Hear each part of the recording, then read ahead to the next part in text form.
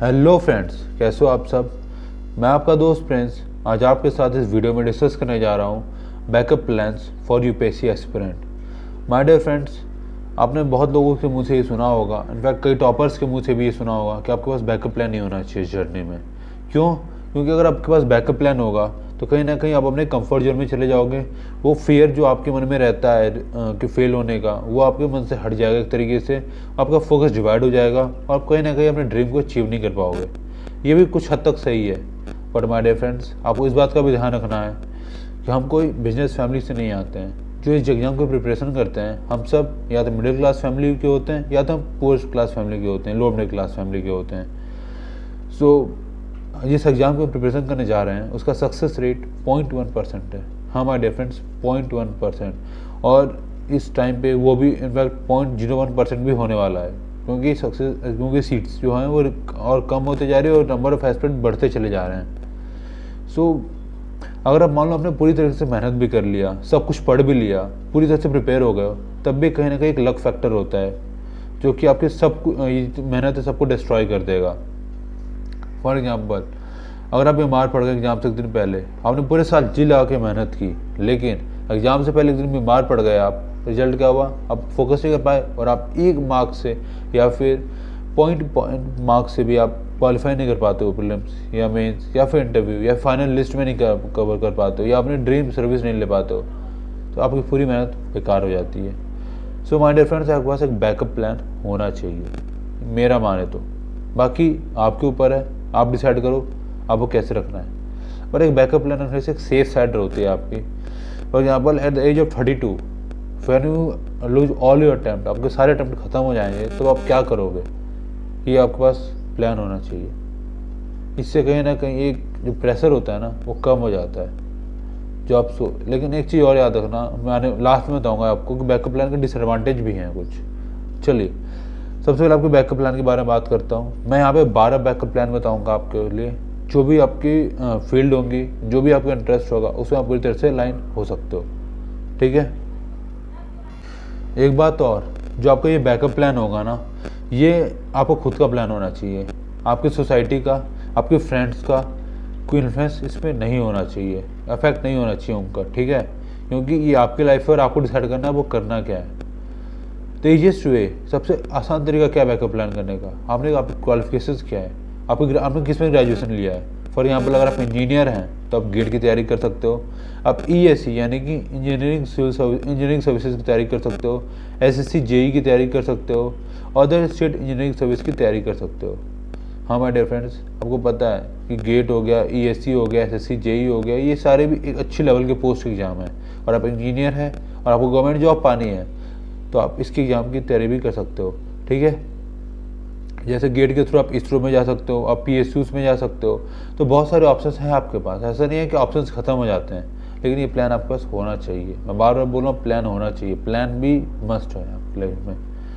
Second, अगर आप lawyer हैं या डॉक्टर हैं तो आप जो भी लॉयर डॉक्टर है उसको प्रैक्टिस करना स्टार्ट कर दीजिए।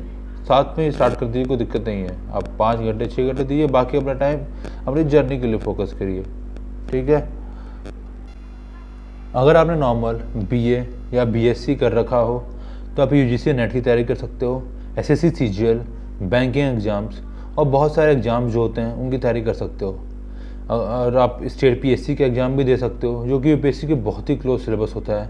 इनफैक्ट आपको 1 या 2 एक्स्ट्रा चीज़ें पढ़नी पड़ती हैं स्टेट्स की, जो आपको यूपीएससी जो आप स्टेट के लिए अप्लाई करने वाले हो। ठीक है। फॉर एग्जाम्पल, अगर मैं यूपी पीएससी की बात करूं तो आपका सिलेबस बिल्कुल सेम है, सिर्फ आपको एक घटना चक्र ऐड कर देते हैं और एक हिंदी का आपको पेपर ऐड कर देते हैं, दैट्स ऑल। बाकी सब पेपर हैं। और क्या ऑप्शंस हैं आपके पास? ये तो आपकी स्पेसिफिक हो गई आपकी क्वालिफिकेशंस के हिसाब से। अब कुछ कॉमन बता देता हूँ यार। आप यूपीएससी की फैकल्टी बन सकते हो। आप देख लो विजन आईज में या फिर वज्राम में या फिर जितने भी कोचिंग, नेक्स्ट आईज हो गया, आपको जितने भी कोचिंग्स है ना, सब पे जो फैकल्टी पढ़ाते हो, कहीं ना कहीं उनके अटैम्प्ट क्लियर नहीं कर पाते हैं, वो अपनी ड्रीम को अचीव नहीं कर पाते हैं। तो कहीं ना कहीं उन लोगों के ड्रीम को अचीव करने में उनकी हेल्प करते हैं। एक बहुत अच्छा ऑप्शन है आपके लिए ये भी। आप अपनी नॉलेज को दूसरे की तरफ पहुँचा सकते हो।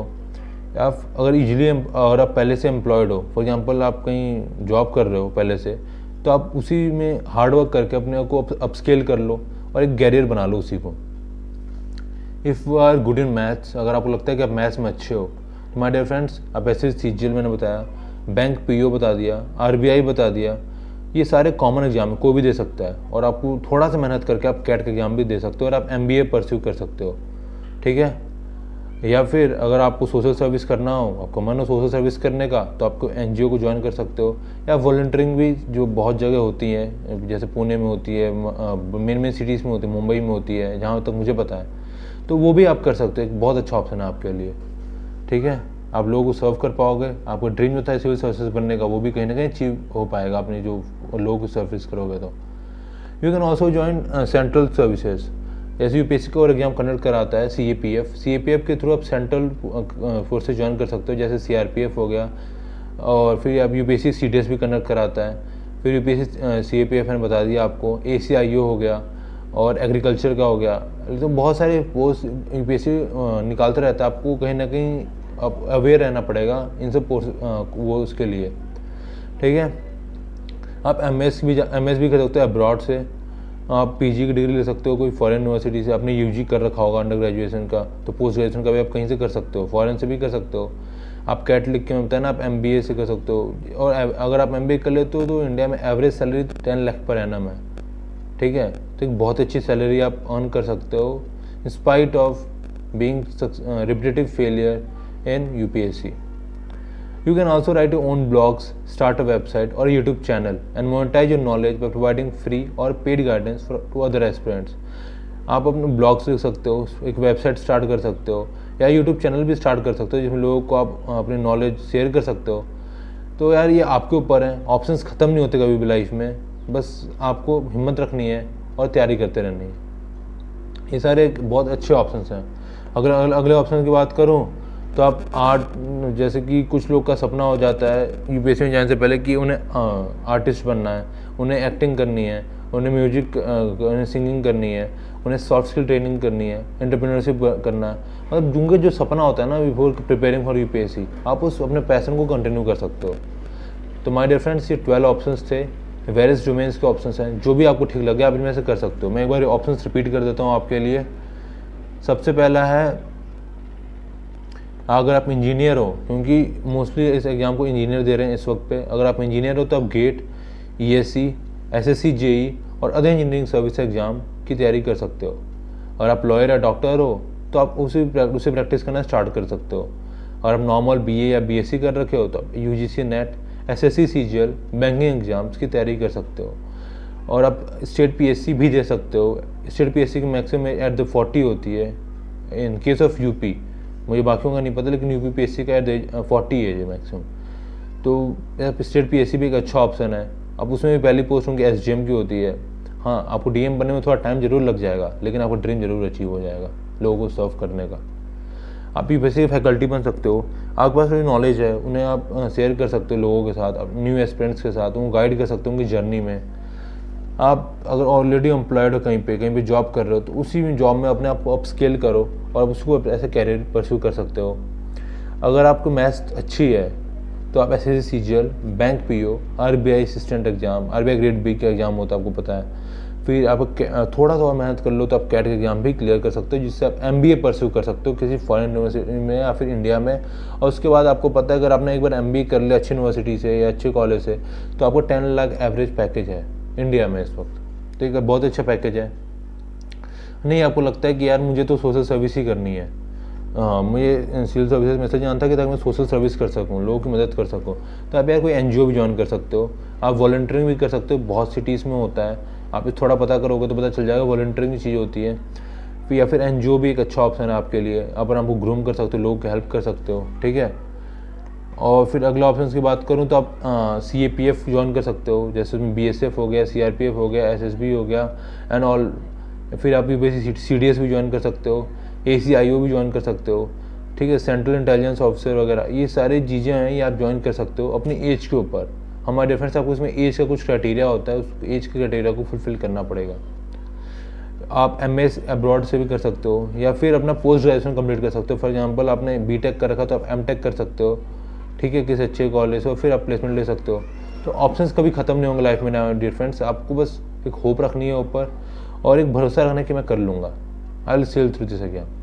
ठीक है, आप अपने खुद का बिजनेस स्टार्ट कर सकते हो, ब्लॉग स्टार्ट कर सकते हो, वेबसाइट स्टार्ट कर सकते हो, यूट्यूब चैनल स्टार्ट कर सकते हो, और अपने नॉलेज को शेयर कर सकते हो लोगों के साथ, फ्री में और पेड में भी, जैसे आपके रिक्वायरमेंट हो।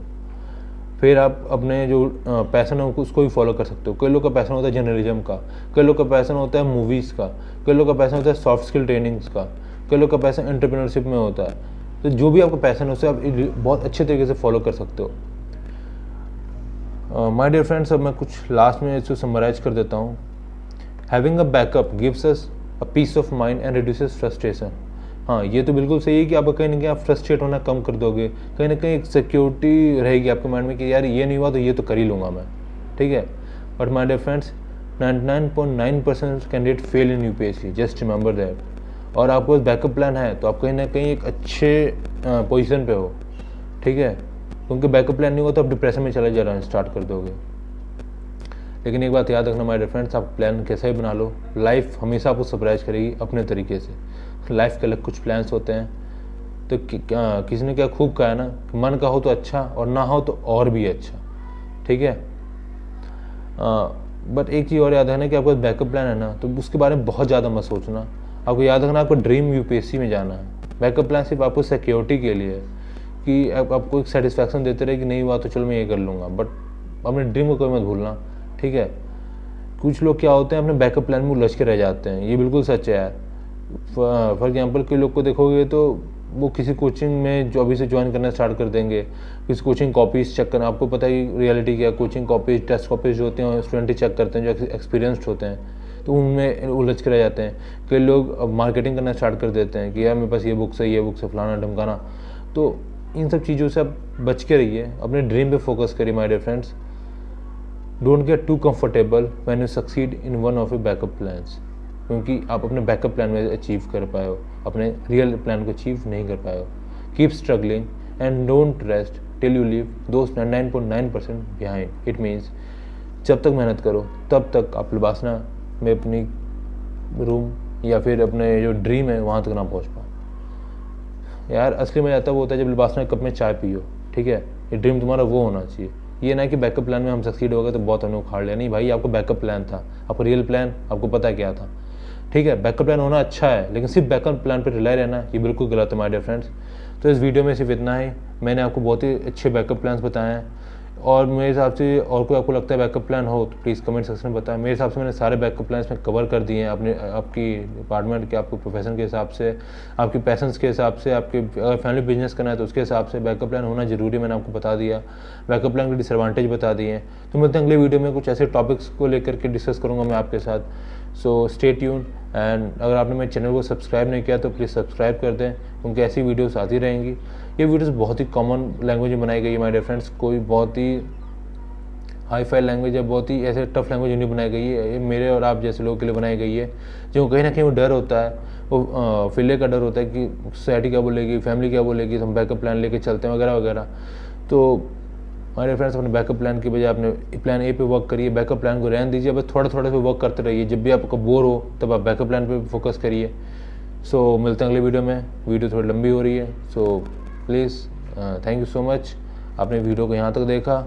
Stay tune, bye bye.